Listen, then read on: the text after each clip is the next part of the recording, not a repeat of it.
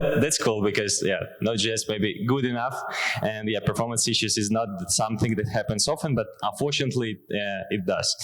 Okay. The most popular question when we started using our Node.js in production is like, my Node.js application works slowly.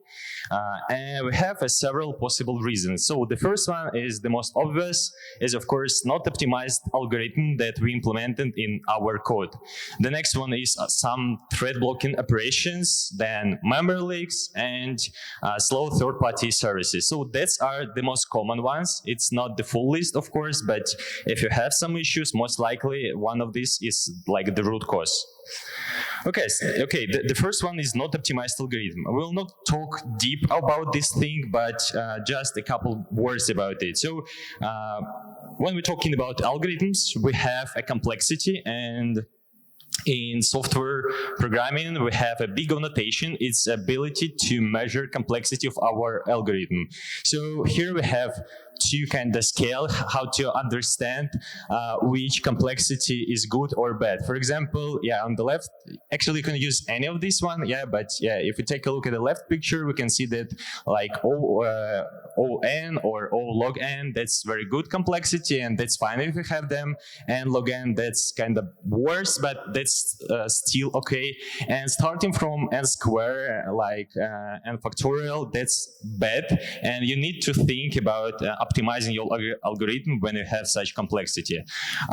So talking about complexity, so it shows like what the like resources will be taken if our input has n elements. So it means if the complexity n square, it means that like when our input is rising, the complexity will be raised like square times.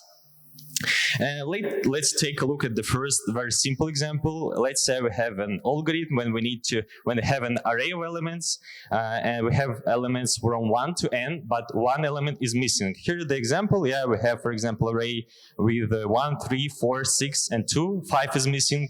The second example is we have 1, 2, 3, 5, and 4 is missing here. So the idea is to write the function that will find this missing value. So the first, when you see this task, and the first like solution that may come to your mind is to implement something like that. So it's just go through all numbers from 1 to n and try to find this number in every position in array. So in the worst case, the complexity will be O(n) square, and that's not really good. Of course, when we have not really a big amount of like elements in array, that's fine, but if this amount can be really huge, we need to think about improving this algorithm. And if we try to improve it, so the most maybe, again, like the first kind of, I would say not best solution, but better solution that came to my mind is implementing something like that. Instead of going through all array every time when we need to find the number, firstly we go through all array and create a set. So set in a data structure that has O(1) complexity for getting elements from this set. And first of all, we go through all elements, then put every element to this set, and the second time we go again through all elements, but now we check if we have this element in the set. And at the moment when we don't have, so that's actually the solution. You might say that the complexity is not O(n), but it's 2n. But when we're talking about complexity, constants will be omitted, so it's just O(n). Okay, that was about some not optimized algorithm. The next possible issue is thread blocking. And since we have a lot of JavaScript developers here, I think you might know about thread blocking already. But let's talk about it a little bit. So first of all, let's take a look what is event loop. So in JavaScript, or it actually doesn't matter where JavaScript is executed. It can be browser, it can be, I don't know, Node.js, Dino, Bun.js, whatever, we have only one thread for our JavaScript. And if we take a look at this picture, when we have our Node.js, we have a lot of requests that come to our application. And at the moment when our code starts executed, and when our JavaScript sees that there is some asynchronous operation, it can be anything. For example, request to database or to file system, whatever. At that moment, our JavaScript will stop at executing this particular request and will switch to another task. And this request to database will be moved to another thread pool inside our Node.js. We actually don't care where it's located, because it will be done automatically. And all this stuff will be done without involving our JavaScript. And at this moment, JavaScript will go to the next request, go to through this request, we'll find another asynchronous operation, then another, and so at the moment when this operation is finished, we have a callback, and this callback will be executed. And again, when JavaScript is free, he'll find this callback, and this callback will be executed. So it means non-blocking input-output. So our JavaScript is always running. But when we have some asynchronous operation, it's not blocked. It's go to another operations. But when we have some synchronous methods, when we use them, we actually lose all benefits of our event loop and non-blocking operations, because actually they became blocking operations. Here the list of methods that might be used in synchronous way. For example, read file sync or access sync or whatever else sync. So it means that the operation will be completed synchronously. And when our JavaScript sees this operation, it will wait until this operation finished and will not execute anything else. So actually it's just wasting time, because we might have another operation, that might be executed at this time, but we will not do it. So that's why you need to avoid using such methods in production. So be very careful with such methods, because even if it takes small amount of time, so during this time, all your Node.js application will be blocked. So please don't do it. And actually, synchronous method of our internal library, it's not the one way how can we block our JavaScript, our event loop. Actually, there is another way, is something when we have some CPU-bound tasks. For example, we might have very complex operation. Like in this case, we have created an array that has about 1 million records, and that's actually possible to have such code in production. And then we decided to sort this array. As you can see, sorting took 2 seconds, actually 2.7 seconds to sort such array. And during this time, our application was just sorting this array, and new users that came to our site and made the request, they will be waiting until this sorting is finished. So don't do such complex methods that might take a lot of time. And you might say, okay, what if we have some operation related, I don't know, to mathematics or whatever else that have to be in our application? Because that's actually possible, and our customer might say we need to, I don't know, calculate square of earth or whatever else. We have several solutions for that. So the first one is actually in Node.js, we have ability to create another threads. It's a real threads, so we can use them and we can move our operation to this thread. So in that case, it will not block our JavaScript and it will be executed in separate thread. So another possible way to do it is child process. It's actually very similar to threads, but it's more like old-fashioned approach, because threads is more modern way, and just creating the process, it's very kind of expensive thing, and it's better to use threads if we have at least 10th version of Node.js.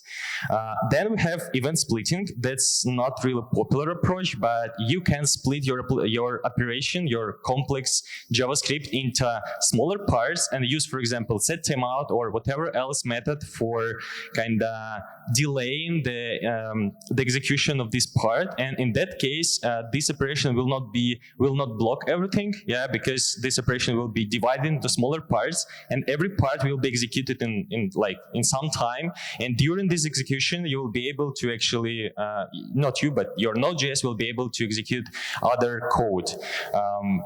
So event splitting one of the approach, and actually, if you have a lot of such operations, please don't use Node.js. That's actually not a good use case for such situations. Maybe you need to use something else. Maybe you need to use Go, Rust, C++, whatever else. But if you have a lot of such operations, it's better to avoid using Node.js. Okay, the next possible issue is memory leaks. And memory leaks, it's like the situation when when your application is running, the memory consumption is rising endless. So, and at some moment of the time, your application will use a lot of memory, and it might be run out of memory, and your application will crash.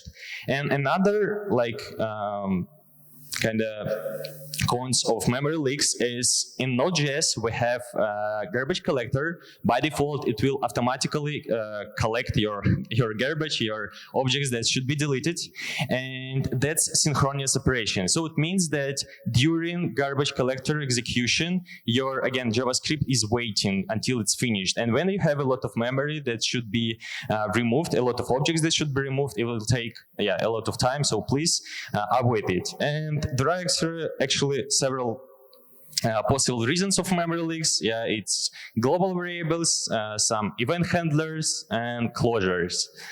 Let's take a look at every this example. So for global variables, we might have some, for example, cached users array. So we'll use this array for caching, users to decrease the request to database, for example. And here the example of Express. I think you heard about Express. So we just created an endpoint, and here we get the data from database user, then we push this user to this array. And the problem is if amount of users that are stored in this array more than we delete at the time. So it might be a situation that this array will be rising endless, and at some moment of time this array can be really very huge, and it will take a lot of memory, and your application will crash, and your customer will not like it. So the next one is event handlers. Here the example when we have some kind of RPC or whatever else, when we have some queues. For example, we might subscribe to some queue, and when we receive some message from this queue, return and response this object.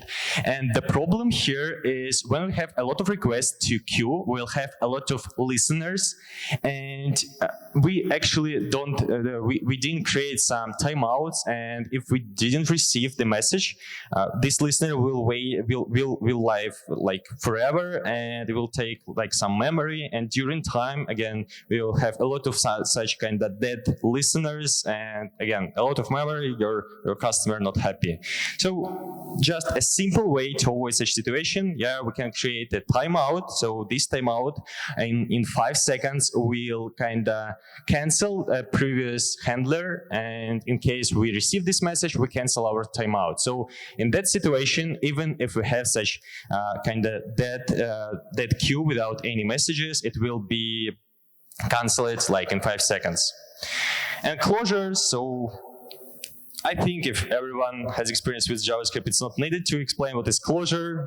So in this example, we have a function. For example, as previously I showed, for caching users, and we use this function to get users from database and then create some map, some object with all these users.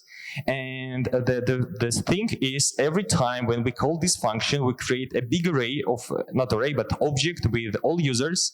And again, if we use this function a lot, it's possible that we'll have some memory leaks and so on and so on. So, of course, you might say that that's not a good approach, and I'll agree with you, that's actually not a good approach, but it's possible to see such code in some production in some production projects. So actually Clojure is not very popular thing, not very popular reason of memory leaks, but it's still possible to have that. Okay, and the last reason is slow third-party services. So sometimes when you have some bad performance, and the issue might be not on your side, but on the side of your services that you're using. And yeah, I divide it into two parts. The first one is database, because in most backend applications we have databases, and most likely we have, not most likely, but we might have issues with that if we didn't like do everything correctly. And the second, it's some services that we might use, for example, saying, I don't know, email notification, sending some SMS notification, whatever, some other services. So sometimes, again, it's hard to understand what's actually the root cause. And to find it, we need to add logging. And yeah, logging is actually a very important thing. And please log everything. At least it's like not user sensitive data.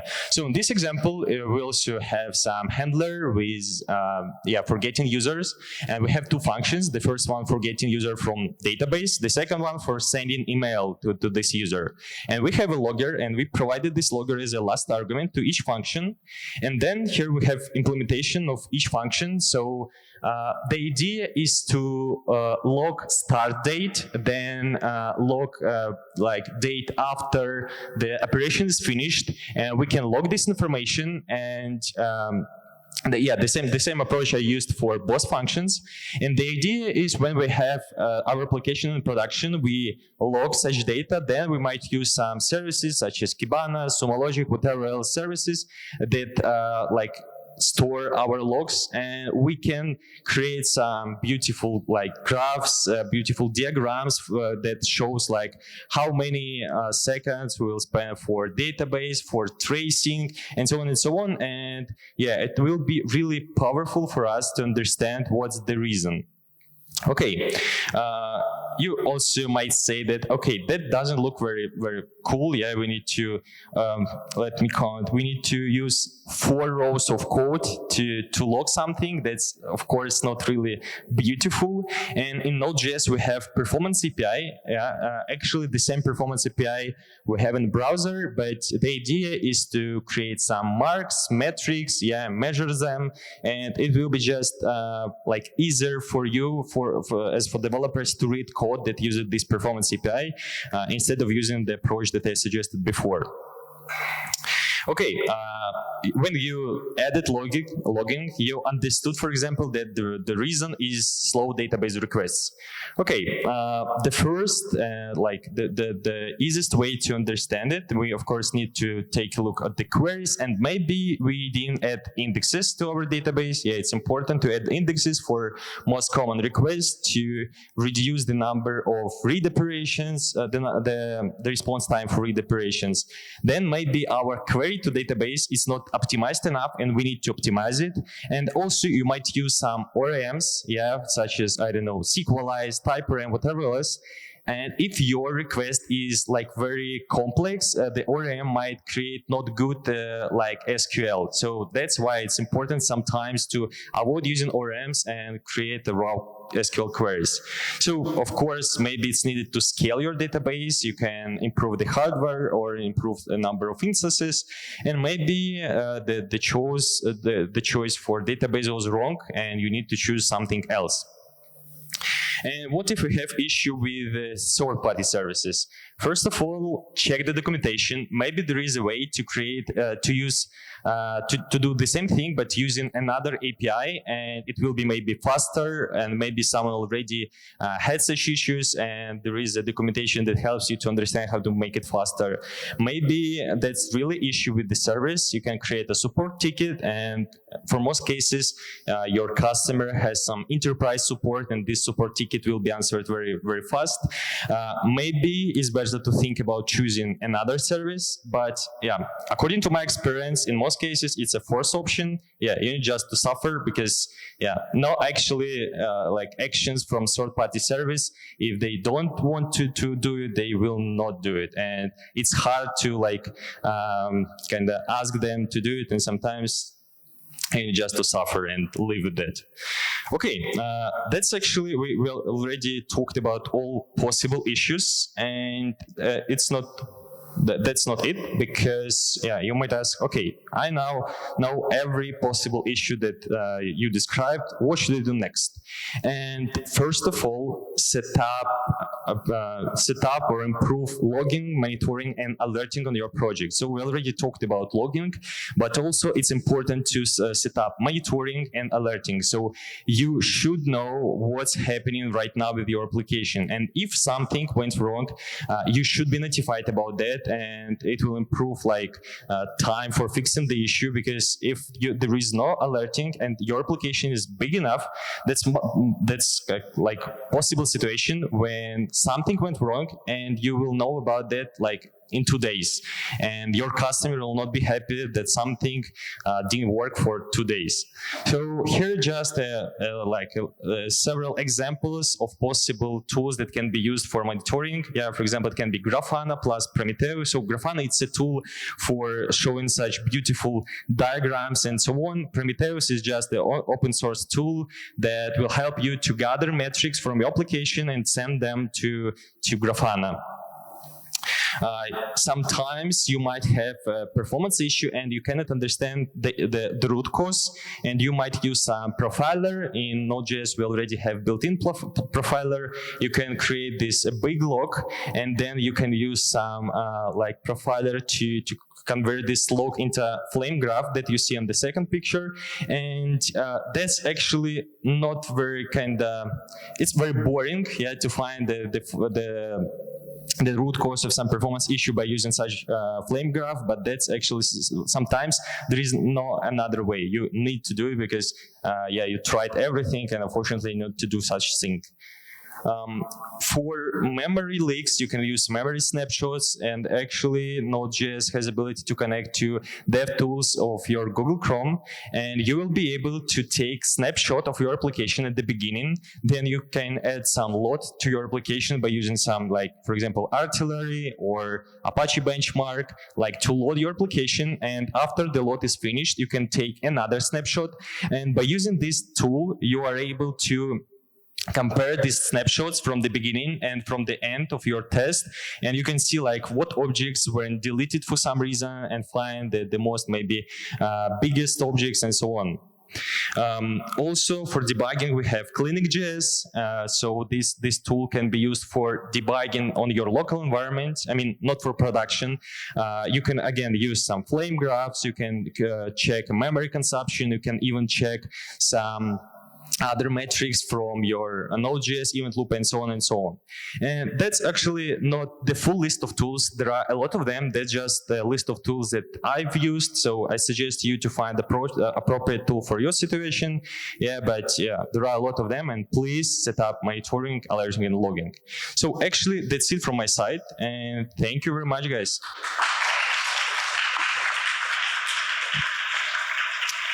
Cool. I see 2 hands, and I see a lot of. Let's start. Georgie, can I ask you to give microphones to?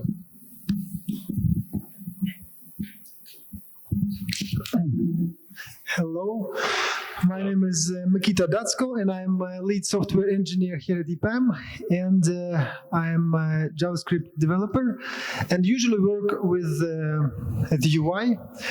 But now, as a lead on my project, I have to also take care about the API side, and they are using Node in AWS Lambda. And when I look there, it's quite a mess. So I know that there are many performance issues, but I mean, it's just hard to get into. So my question is there any framework, like for UI, we have Angular, React, Vue, right?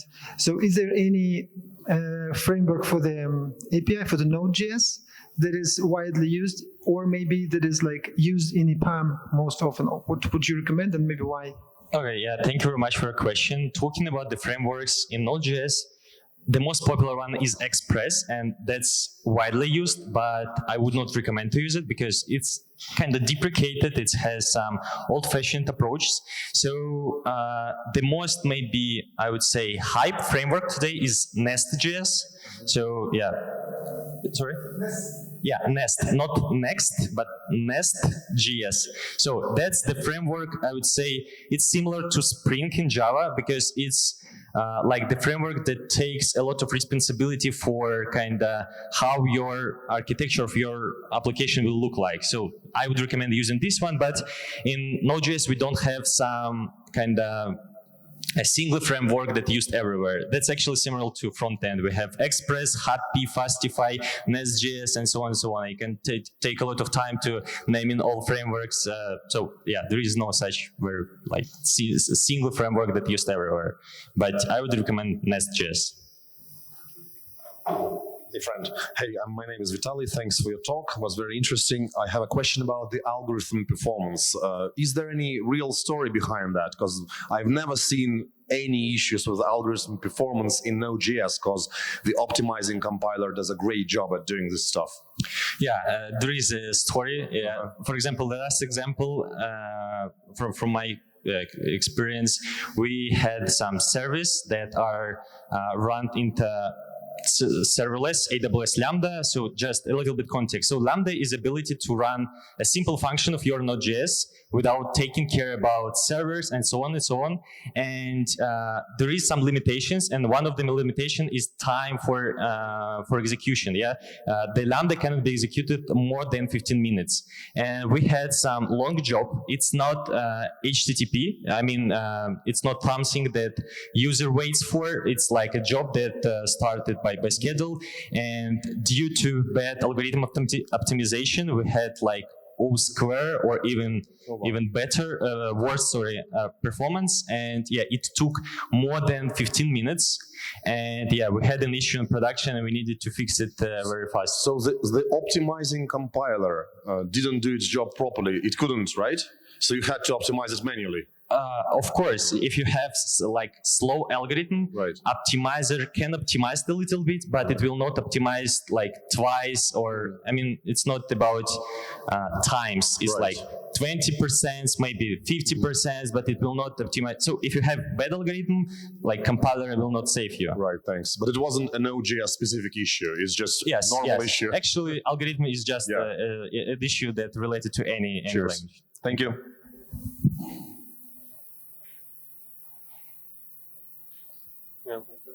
So, hi everyone, thank you for the presentation, and I'm going to ask you some fun questions. So you've showed us the synchronous and asynchronous versions of the methods, for example, read, file sync. Why do you think Node.js has them? Why do we have such methods? Yeah. That's a good question. Actually, for now, I like this question the most. So, yeah, we have such methods, and there are some use cases when can you use it. For example, Node.js is not only used for kind of HTTP servers. You can use Node.js for some CLI tools or for some simple scripts, and such methods can be used for them because you do not affect users. And another example, it also can be used in some real-time server, but it can be used at the beginning of this application is started when you need to read some certificates or you need to read, I don't know, some configs. And in that case, you can use this method because they will be read synchronously, but your application is not started yet. So for such cases, yeah, that's easier to use these sync methods, but for production, not. And the reason, because there are some like use cases when it's easier to avoid using some asynchronous thing and just use synchronously. Thank you. Hi, thanks for the presentation. My name is Alex. I'm a JavaScript developer, and I have such a question. Maybe it's not related to the performance issue when. So you told about the issues when the application is already up and running, and what do you think are the problems with the compilation belong to these issues? Like you talked about the problems as from the point of view of user. and sometimes there are problems with the compilation, and it could be considered as performance issue from the point of view of developers. So what do you think? Do they belong to the performance issues? And if they do, what are the most common reasons for that? So actually, I partially touched it. The answer. First of all, thank you for your question, and the answer is yes. There are such issues. For example, not optimized algorithm is not related to Node.js itself, and it's directly related to developer. If developer created the wrong algorithm, in that case, the application will work badly. In terms of performance. Another thing is thread locking operations. So I would say almost all of them related to developer, and yes, developer is like kind of root cause. If we don't have like bad developers, we will not have bad performance applications. Not bad developers, but developers that makes mistakes. Yeah, that's correct. Of course, everyone makes mistakes. That's fine. That's why we need such like topics, because I'm trying to show you like what's most popular mistakes, and maybe you have them on your projects. Hi, my name is Evgeny, and I have a question about memory and garbage collector. So imagine our application works with a lot with memory, and garbage collection can be quite a thing to have in mind, because it stops the world. The second step of the garbage collector is stop the world. So have you ever tried to, for instance, disable the garbage collector? I know that in Node it's not quite possible to disable, but maybe you tried, or you have read about changing semi-spaces, sizes, or something else. Thank you for your question, and the answer is yes.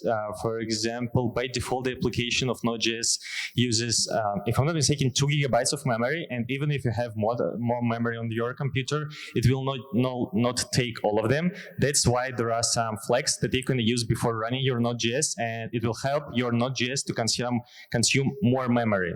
And another question related to garbage collector, I haven't tried it like in production. I just played with that, and yes, that's possible to kind of take control of garbage collector executions, and you can decide when to execute this garbage collector. So for some reasons it can be useful, but I haven't used it in production because by default we don't have huge applications. Today we have a lot of microservices and so on. So it's not needed. Okay, thank you.